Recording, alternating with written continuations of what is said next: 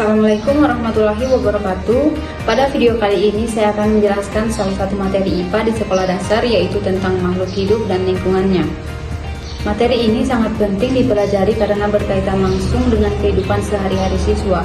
Di sekitar kita terdapat manusia, hewan, tumbuhan, air, tanah, udara, dan cahaya matahari yang semuanya saling berhubungan dalam suatu lingkungan. Materi yang saya pilih adalah makhluk hidup dan lingkungannya pada mata pelajaran IPA SD. Materi ini biasanya diajarkan pada kelas tinggi sekolah dasar, terutama kelas 5. Dalam kurikulum Merdeka, materi ini termasuk pada fase C dengan capaian pembelajaran memahami hubungan antar makhluk hidup dan lingkungannya. Materi makhluk hidup dan lingkungannya memiliki karakteristik. Yang pertama, materi ini bersifat konkret dan dekat dengan kehidupan siswa. Siswa dapat melihat langsung contoh makhluk hidup dan lingkungannya di sekolah maupun di rumah, seperti tumbuhan, hewan peliharaan, tanah, air, dan udara. Yang kedua, materi ini bersifat kontekstual karena dapat dikaitkan dengan pengalaman nyata siswa dalam kehidupan sehari-hari. Misalnya kebiasaan menjaga kebersihan lingkungan, menanam pohon, atau memberi makan pada hewan. Yang ketiga, materi ini bersifat ilmiah dan observatif sehingga siswa dapat melakukan pengamatan langsung terhadap lingkungan sekitar untuk memahami hubungan antara makhluk hidup dengan lingkungannya.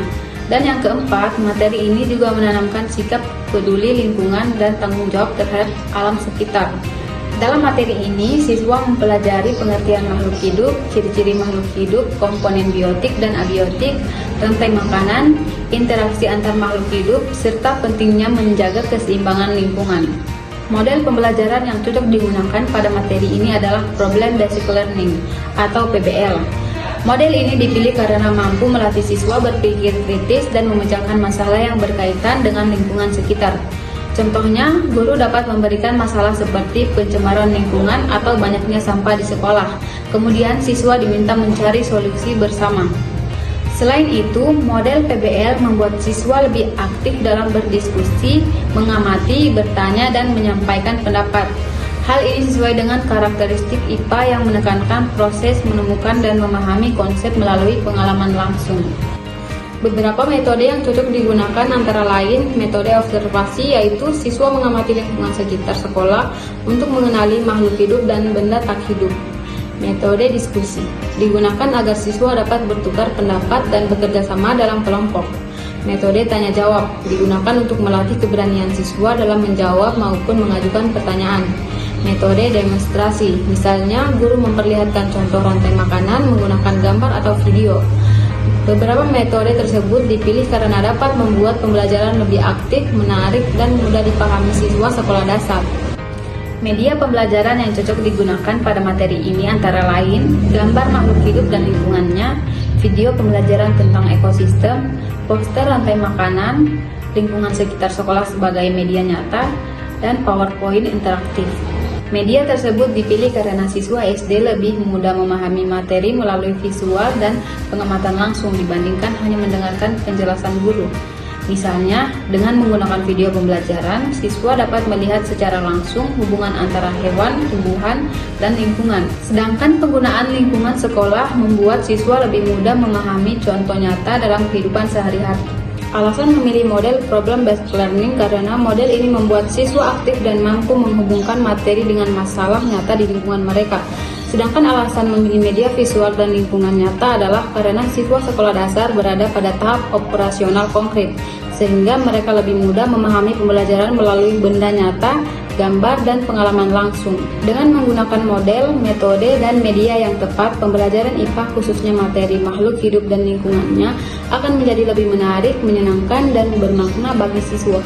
Kemudian masuk pada materi inti, yaitu tentang makhluk hidup dan lingkungannya. Makhluk hidup adalah semua makhluk yang memiliki ciri-ciri kehidupan. Makhluk hidup terdiri dari manusia, hewan, tumbuhan, mikroorganisme. Semua makhluk hidup membutuhkan makanan, air, udara, dan tempat tinggal untuk bertahan hidup. Ciri-ciri makhluk hidup. Yang pertama, bernapas. Semua makhluk hidup bernapas untuk mendapatkan energi. Manusia bernapas menggunakan paru-paru, ikan menggunakan insang, dan tumbuhan bernapas melalui stomata. Yang kedua, bergerak. Manusia dan hewan dapat berpindah tempat, sedangkan tumbuhan bergerak mengikuti arah cahaya matahari. Yang ketiga, tumbuh dan berkembang. Makhluk hidup mengalami pertumbuhan dari kecil menjadi besar dan mengalami perkembangan. Dan yang keempat, memerlukan makanan dan air. Semua makhluk hidup membutuhkan makanan sebagai sumber energi. Yang kelima, berkembang biak. Makhluk hidup berkembang biak untuk melestarikan jenisnya. Yang keenam, peka terhadap rangsang. Makhluk hidup dapat merespon rangsangan dari lingkungan sekitar. Kemudian komponen biotik dan abiotik. Dalam lingkungan terdapat dua komponen, yaitu yang pertama komponen biotik. Komponen biotik adalah semua makhluk hidup yang ada di lingkungan seperti manusia, hewan, tumbuhan, dan mikroorganisme. Yang kedua, komponen abiotik. Komponen abiotik adalah benda tak hidup yang mendukung kehidupan makhluk hidup seperti air, tanah, udara, cahaya matahari, batu, dan suhu. Komponen biotik dan abiotik saling berhubungan dan membentuk suatu ekosistem yang seimbang. Kemudian rantai makanan.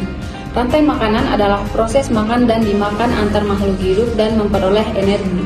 Contohnya, rumput dimakan belalang, belalang dimakan oleh katak, dan katak dimakan ular, lalu ular dimakan oleh elang. Dari rantai makanan tersebut, kita dapat mengetahui bahwa setiap makhluk hidup memiliki perannya masing-masing dalam menjaga keseimbangan ekosistem. Interaksi antar makhluk hidup. Makhluk hidup saling berinteraksi satu sama lain. Interaksi tersebut disebut simbiosis, yang terdiri dari yang pertama mutualisme, yaitu hubungan yang saling menguntungkan, contohnya lebah dan bunga. Yang kedua, komensalisme, yaitu satu pihak diuntungkan sedangkan pihak yang lain tidak dirugikan, contohnya pohon dan anggrek.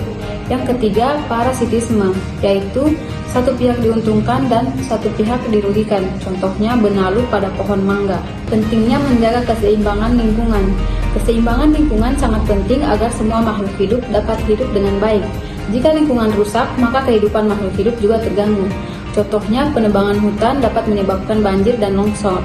Pencemaran air dapat menyebabkan ikan mati. Sampah yang menumpuk dapat menimbulkan penyakit. Oleh karena itu, kita harus menjaga lingkungan dengan cara membuang sampah pada tempatnya, menanam pohon, menghemat air dan listrik, dan menjaga kebersihan lingkungan sekolah dan rumah. Dengan menjaga lingkungan, kita turut menjaga kelangsungan hidup semua makhluk hidup di bumi. Kesimpulannya, materi makhluk hidup dan lingkungannya merupakan materi IPA yang dekat dengan kehidupan sehari-hari dan sangat penting untuk menanamkan sikap peduli lingkungan kepada siswa sejak dini. Sekian penjelasan dari saya, terima kasih. Wassalamualaikum warahmatullahi wabarakatuh.